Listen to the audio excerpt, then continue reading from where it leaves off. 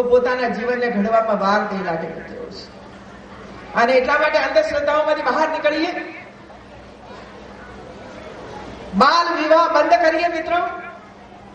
સરકાર પણ એની અંદર મદદ કરી રહી છે. સામૂહિક વિવાહ કરો, એની અંદર આપણી દીકરા દીકરીને પરણાવીએ અને ખોટા ખર્ચા બંધ કરીએ તો એ જ ખર્ચ શિક્ષણના માધ્યમ દ્વારા બાળક સુધી પહોંચી શકશે. અમારી અહીં બહેનો બેઠી હતી, દીકરીઓ બેઠી છે. ઘરમાં ટોયલેટ ન હોય કેવી રીતે ચલાવી શકાય? જરા અંતરાત્માને પ્રશ્ન તો પૂછીએ આપણે. ઘરમાં ટોયલેટ જોઈએ કે ન જોઈએ? અમારી સામે દીકરીઓ બેઠી છે, મને હા કે ના બોલે. દીકરીઓ, ઘરમાં ટોયલેટ જોઈએ કે ના જોઈએ? તમને પૂછું છું બધાઓને, ટોયલેટ જોઈએ કે ના જોઈએ? જોઈએ કે ના જોઈએ? હું બોલું છું એટલા જ ઉતાવળ બોલો. ટોયલેટ જોઈએ કે ના જોઈએ? જોઈએ. ટોયલેટ જોઈએ કે ના જોઈએ? ઘરોમાં ટોયલેટ ના હોય, ડબલું લઈને સાંજે 8 વાગે ત્યારે બહાર નીકળે આપણી બહેનો. શું આપણને આ બધું શોભાસ્પદ છે? અને એટલા માટે સરકારી તંત્ર દ્વારા જો આપણને ટોયલેટ બાંધવા માટે પણ પૈસા મળતા હોય તો 1000 નો વધારે ખર્ચ કરીને પણ આપણા ઘરને ટોયલેટ વાળું બનાવી દેવું જોઈએ કે જેથી કરીને આ યુવા દીકરીઓને અને માતાઓને કોઈ તકલીફ ન પડે મિત્રો. અને એટલા માટે જે અભિયાન ચલાવ્યું છે અને આવતા 2 વર્ષ સુધીની અંદર, આવતા માત્ર 2 જ વર્ષની અંદર ગુજરાતનું એક ઘર ટોયલેટ વાળું બને એના માટેનું આપણે અભિયાન ચલાવવાનું છે મિત્રો. સામાજિક સેવાઓ પણ, સામાજિક ટ્રસ્ટો પણ એની અંદર જોડાય, એનજીઓ આની અંદર જોડાય અને જેટલી પણ ઇન્ડસ્ટ્રીઝ વગેરે છે એ બધા જ આ ટોયલેટ બનાવવાની અંદર સક્રિય ભાગીદારી કરે કે જેથી કરીને બહેનોને થતા રોગો ટોયલેટને કારણે બંધ થઈ જાય.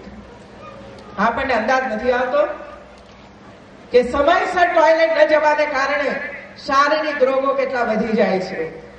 એક સગર્ભામાં સમયસર આ હાજતે ન જઈ શકે તો એને કેટલી તકલીફ પડે છે એનો અંદાજ આપણને આવવો જ જોઈએ બેન.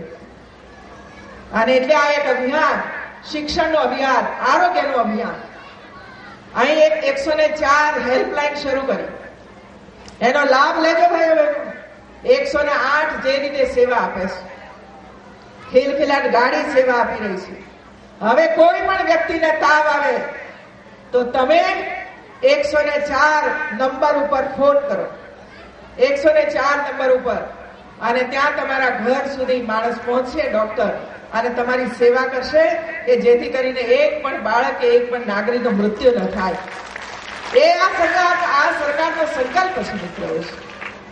આ ચોમાસાના દિવસો આવી રહ્યા છે, માખી મચ્છર વધશે, દવાઓ છંટાવીએ અને મચ્છરોનો નાશ કરીએ અને તેમ છતાં પણ જો મેલેરિયા થાય તો 1 કલાકનો પણ વિલંબ ન કરતા તાત્કાલિક 104 ઉપર ફોન કરી ડોક્ટરને બોલાવો કે અમારા ત્યાં થયું છે. મેં ભાઈ અહીં એક ટપાલ ટિકિટ બહાર પાડવામાં આવી છે.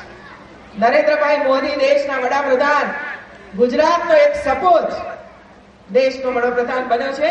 એ આપણા સૌના માટે ગૌરવની બાબત છે મિત્રો.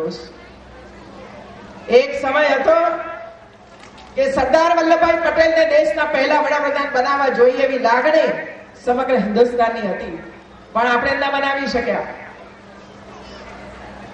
2014માં સમગ્ર હિન્દુસ્તાનની ફરી એક લાગણી પેદા થઈ કે ગુજરાતના એક સપૂતને 1947માં ન બનાવી શક્યા વડાપ્રધાન, પણ 2014માં તો અવશ્ય બનાવીએ. અને એ સંકલ્પ આપણે પૂરો કર્યો અને આજે નરેન્દ્રભાઈ મોદી દેશના વડાપ્રધાન બન્યા છે. એમણે આ કન્યા શિક્ષા યાત્રાની શરૂઆત કરાવી હતી.